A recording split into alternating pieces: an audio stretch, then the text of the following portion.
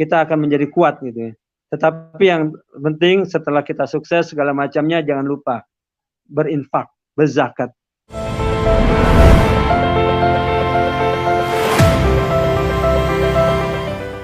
Dengan ekonominya harus diperkuat ini. Ya, di antara kader gitu dan lain. Ya, itu harus dilakukan. Jangan sampai ya jaringan itu terbawa diambil oleh antum. Bapak Ibu bisa lihat misalnya para pedagang di Tanah Abang.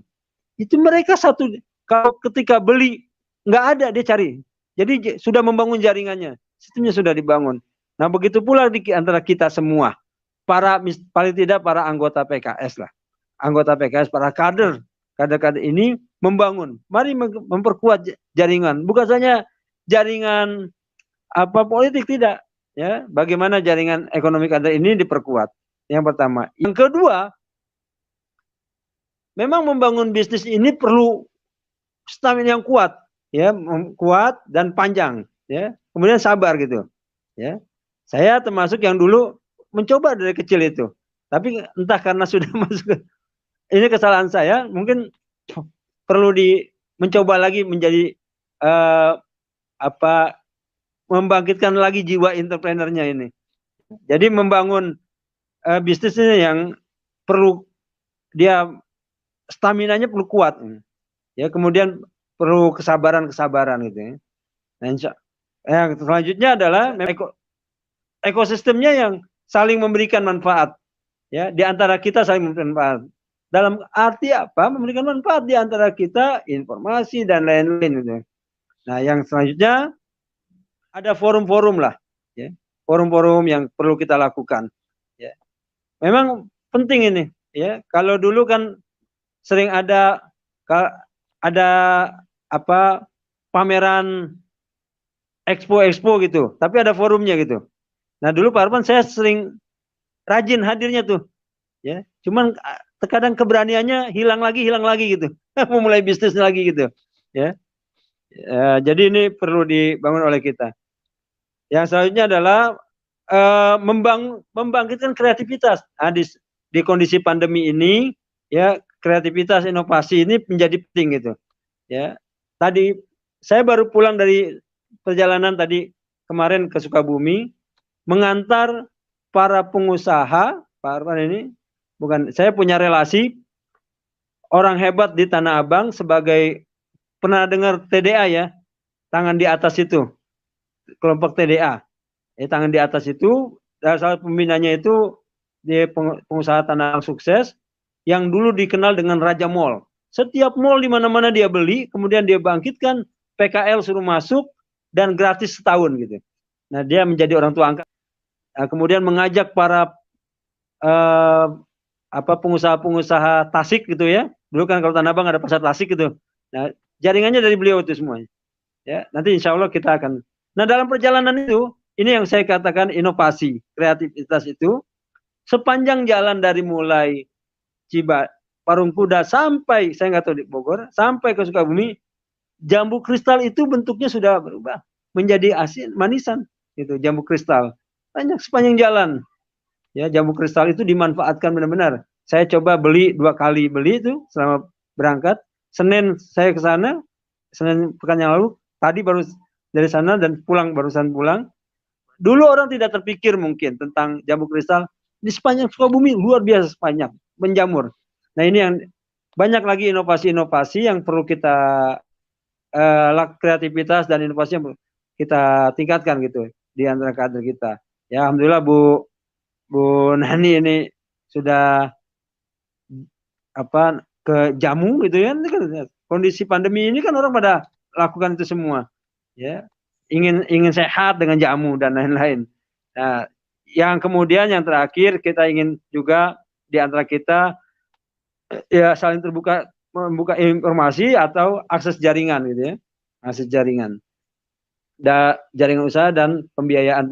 Nanti diakses saja mana yang memungkinkan. Tapi sekali lagi kita berharap carilah kalau akses pembiayaan cari yang non ribawi lah gitu ya. Supaya kemudian usahanya menjadi berkah, usahanya menjadi, ya kan banyak kesempatan ya. Ada sekarang, ada dulu Bank Syariah Mandiri yang sudah merger menjadi BSI dan lain-lain. Dulu kita juga pernah dengar ada permodalan madani gitu ya, PNF gitu ya, Pak Arfan. Ya, PNM. Dan apa, PNM ya. Dan PNM, itu temannya Pak Arfan tuh, salah satunya tuh ya, alumni IPB itu. Jadi itu beberapa hal menurut saya yang mudah-mudahan setelah acara ini bisa di follow up dengan bertemu, dengan kemudian ada hal-hal yang lainnya, agar kemudian kita tidak sekedar teori, tapi kemudian bagaimana mencoba mengangkat. Paling tidak para teman-teman para ibu bapak yang hadir di dalam webinar ini, jangan malu, memulailah sesuatu yang kecil. Ya, mencoba. Jadi waktu kecil tuh dulu saya jual agar-agar gitu Pak Arfan. Waktu kecil banget tuh. Waktu SD, agar-agar kura-kura, agar-agar yang dulu itu diceplok gitu. Keliling untuk membiayai hidup kita gitu. Tapi kemudian coba oper koran dan lain-lain. Ya, dalam dunia usaha, tapi saya termasuk yang mungkin tidak konsisten gitu. Tidak terus-menerus gitu. Pada waktu kecil saya berupaya benar itu. Sampai kuliah saya ya dari usaha-usaha aja gitu. Ya, termasuk saya pokoknya jual beli lah. Ya, berdagang. Kan ada orang yang usaha itu. Dan kemudian juga saya mempunyai CV di konstruksi dengan Pak Yono, ketua DPC Ciawi dulu, ya.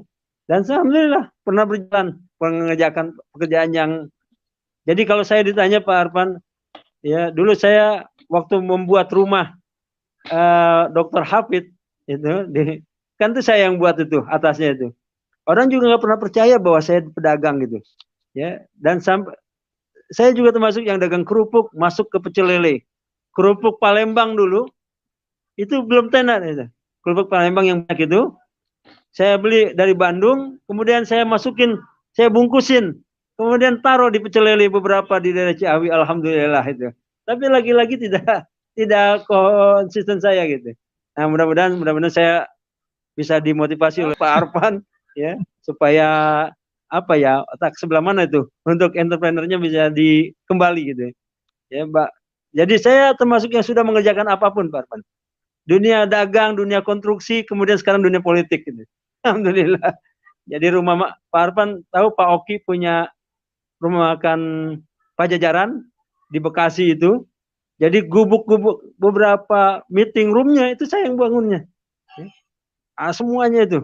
Ya, jadi mencari celah. Sampai orang tanya saya, karena saya dulu sebelum saya S2 itu SAG, orang tanya, kok SAG jadi tukang bangunan? Nggak apa-apa, saya bilang. Yang penting halal. Cuman, jadi ketika ada seorang bilang, Pak saya mau bikin kolam renang, bisa. Jadi saya dulu ditanya apa aja bisa gitu. Pokoknya bisa dulu gitu.